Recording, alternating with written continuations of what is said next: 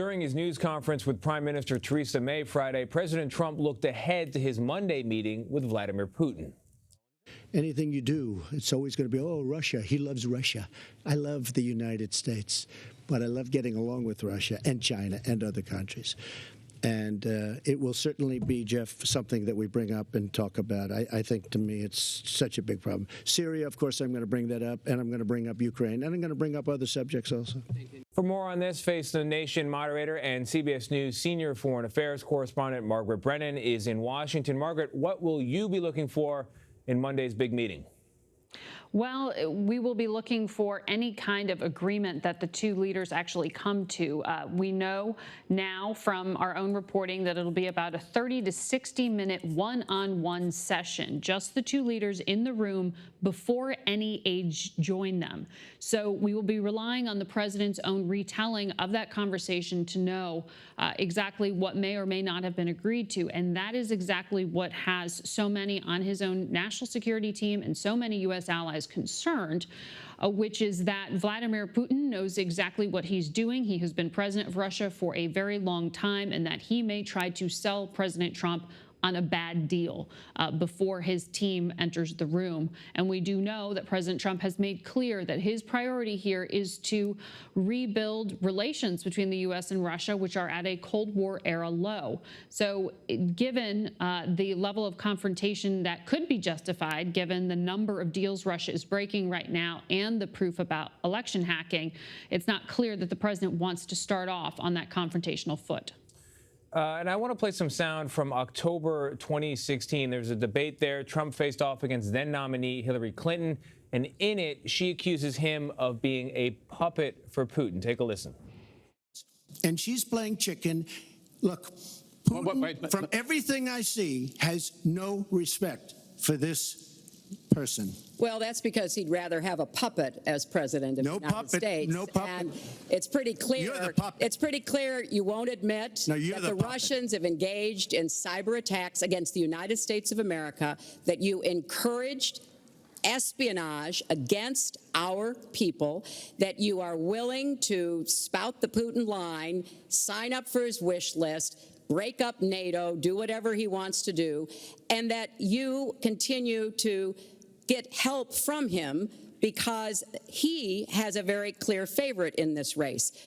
So, Margaret, after the president lambasted NATO allies earlier this week, and with the indictment today specifically pointing out to July 27th, a date when President Trump, perhaps in jest, perhaps not, invited Russia to look into Hillary Clinton's emails, is there concern from the White House that some of these assertions from the campaign are coming true and could come back to haunt a Trump 2020 campaign?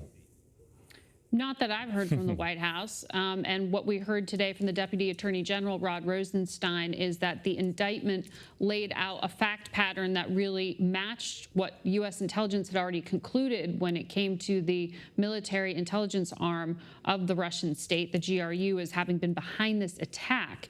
But what we know is simply that, the names of those individuals, exactly how they carried out this influence campaign.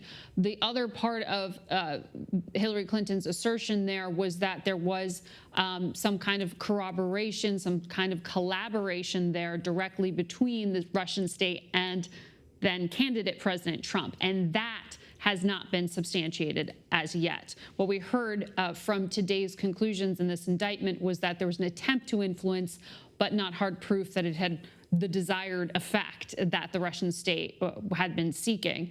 But what I will say is certainly what Hillary Clinton laid out there in terms of things that would hit the checklist of what Vladimir Putin is seeking matches what U.S. intelligence says he is doing, which is trying to actively undermine NATO, continuing to carry out influence and cyber attacks here in the United States, including to influence the 2018 midterm elections. And what is worrying to so many U.S. allies and the president's own national security team is that when the president speaks in such friendly terms and uses rhetoric that is not consistent with his own administration's policy, that it leads to confusion and allows for cracks in the alliance that Vladimir Putin can exploit. Because to be clear, when President Trump says no one's been tougher on Russia than me, what he is pointing to are the words and policies of his administration, which are hardline, arming in Ukraine, which are very specific in calling out Russia for cheating on a nuclear arms control agreement known as the INF Treaty, which has called out Russia, at least at the State Department, for violating right now, as we speak, what is supposed to be a ceasefire in Syria. But while those are U.S. policies, President Trump is not echoing them publicly, and he is raising doubts and raising concern that he may change the policies of his national security team. That's really confusing, and that kind of crack in the alliance can be exploited. Never confusing. Margaret Brennan, thank you for your insight, and we'll be tuning in Sunday to watch Face the Nation. Have a good weekend.